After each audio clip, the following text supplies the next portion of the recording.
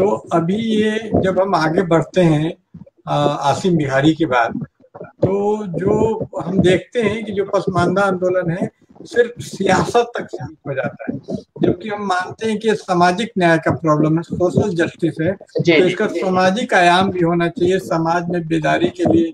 जैसे कि बाकी कौम के लोग जो पसमानदा थे, जो बाकी पसमानदा हैं हिंदू वगैरह जिसको कहा जाता है, जी जबकि जी। पसमानदा किसी रिलीजन से बिलोंग नहीं करता, सिर्फ वोट के नहीं, लिए इसको बिल्कुल कोई सही। रिलीजन से, तो उसमें गुलशन भाई लिख रहे हैं कि आपके उत्तर से मुतमईन है, संतुष्ट है, उनके जी, तरफ से भी बहुत बहुत शुक्रिया आपको। बड़ी बड़ी मेहरबानी। तो मेरे बहुत अच्छे उसमें साथी हैं वो जी। हाँ, कि आप देखेंगे कि जैसे अम्बेडकर के अनुयायी हैं, तो इन लोगों ने सामाजिक जमीनी स्तर पर बड़ा एक सांस्कृतिक आंदोलन, भीम गीत वो किया, ठीक है, भीम के नाम पे गीत गाते हैं, उनके अपने शायर हैं, वो अपना गाना वाना गाते हैं सांस्कृतिक, और समाज में भी जाके, तो ये पूरा महदूद हो गया सिर्फ चुनाव लड़ने तक, इलेक्टोरल पॉलिटिक्स, चुनावी राजनीति से आगे क्यों। आसिम, जैसे आसिम बिहारी की बात लीजिए, तो उन्होंने सियासी नहीं लोगों को पढ़ाया, वो समाज तक गए, बेदारी लाने की कोशिश की। तो ये जो आसिम बिहारी के बाद इसका महदूद हो जाना, इसका क्या, कौन से वजह रही हाँ, और हाँ, इसको कैसे। मैं उस बहुत ही महत्वपूर्ण सवाल किया है आपने। देखिए, मैं जो आपने भीम गीत की बात की, मरहबा सद आसिम बिहारी मरहबा करके, आसिम बिहारी पे भी बहुत से गीत लिखे गए हैं, लेकिन दबे कुचलों की बात कहाँ ऊपर आ पाती है। मैंने कई बार फेसबुक वगैरह पे भी लिखा है, तो आसिम बिहारी के बारे में भी गीत और नज्म लिखी गई है, और उनका, उनके पीछे जो जाहिर सी बात है, जो समाज के लिए कुछ भी करता है तो समाज भी उसके पीछे होता है। एक शानदार नेतृत्व, एक शानदार नेता के तौर पर उनका रहा है, और एक उनका एक अपना स्टाइल था काम करने का, कि वो संगठन में दूसरे को आगे करते थे।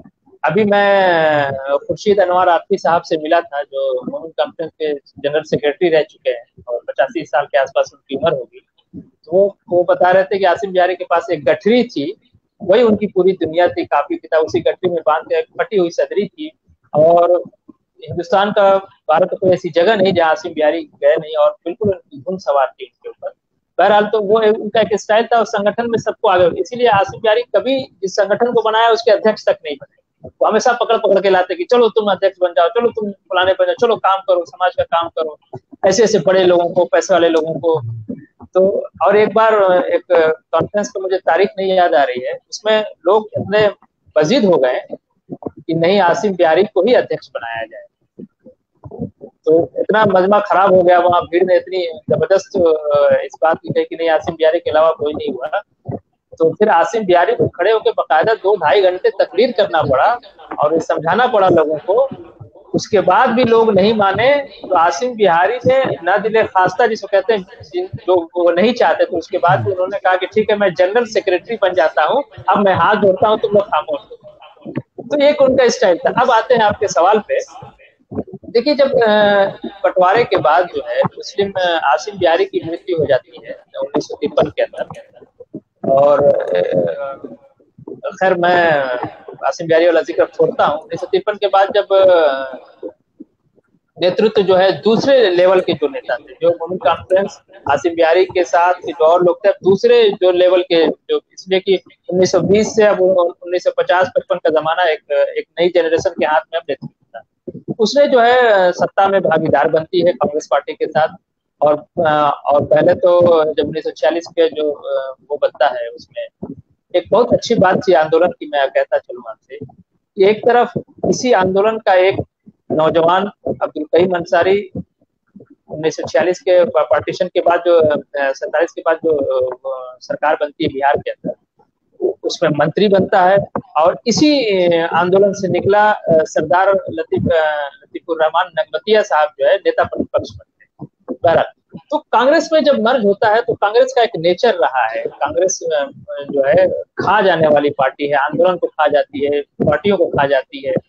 तो ये उसने भी, कांग्रेस ने बहुत खूबसूरती के साथ मोमिन कॉन्फ्रेंस की धार को कुंद किया, और बाज़ाब्ता एक मोमिन कॉन्फ्रेंस के जो नेता थे उस वक्त, जो है नेताओं ने एक रेजोल्यूशन पास करके अपना पॉलिटिकल विंग बंद कर दिया कि अब हम मोमिन कॉन्फ्रेंस जो पॉलिटिक्स में थी अब नहीं रहेगी, अब कांग्रेस के बैनर से ही हम पॉलिटिक्स करेंगे। कांग्रेस के बैनर से ही वुमेन कॉन्फ्रेंस के नेताओं ने MLA MP बनते रहे और भागीदार रहे। और लेकिन उन्होंने कहा कि सामाजिक संगठन हमारा चलता रहे। लेकिन राजनीति में जो प्रमुख नेता थे वो खुलेआम राजनीति में चले जाते हैं, तो आंदोलन का जो सामाजिक नेचर था, सामाजिक आंदोलन और सांस्कृतिक जो नेतृत्व था वो कमजोर पड़ गया। और सारे लोग, आप समझते हैं कि जहाँ पावर होता है उसी की तरफ लोग जाते हैं।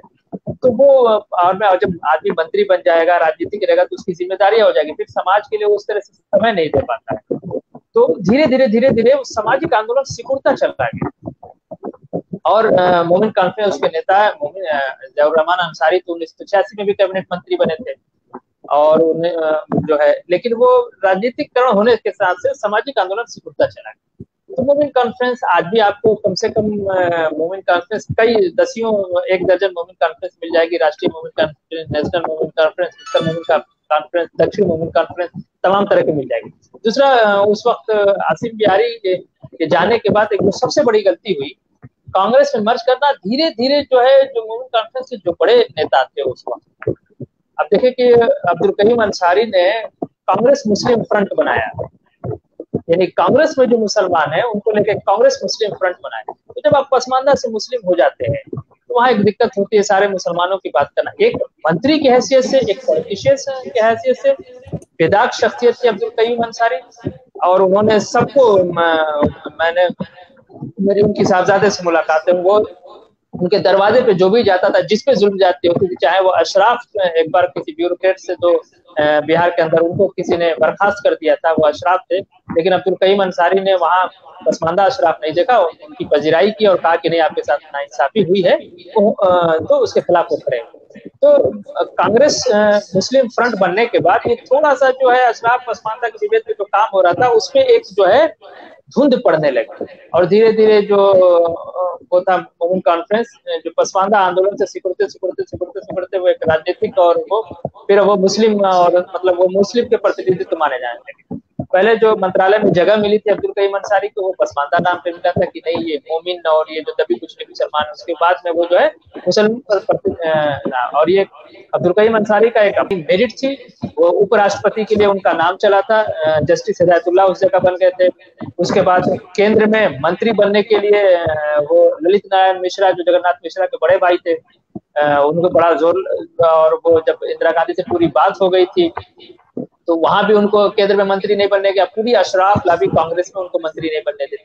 बिहार में मुख्यमंत्री बनने के लिए जो है दरोगा पांडे हो जाते हैं उनकी जगह पे, हालांकि ललित नारायण मिश्रा उनका नाम लेके आए थे। अब पूरे बिहार में चर्चा था कि अब्दुल करीम अंसारी मुख्यमंत्री बनेंगे, लेकिन अंदर अंदर खाने जो अशराफ थे कांग्रेस के अंदर, उन्होंने उनका पत्ता काटा, और वहां पे हर आदमी से कुछ न कुछ चूक होती है। तो ये मुस्लिम कांग्रेस मुस्लिम फ्रंट का बन जाना और पसमानदा थोड़ा सा मुस्लिम एक बड़ा धोखा है। आप देखेंगे जो भी पसमानदा के लिए काम करता है वो जब उसका लेवल बन जाता है, एक सिस्टम है उनका ऑपरेशन का, दबा के रखो, निकल जाए तो उसको अपना बना लो। कबीर के साथ भी लोगों ने यही किया, तो फिर उसको हिंदू ही साबित कर दिया कि ताकि वो कोई बात सिखवा सही है तो कबीर कहे तो आदमी के ना वो हमारे थे ही।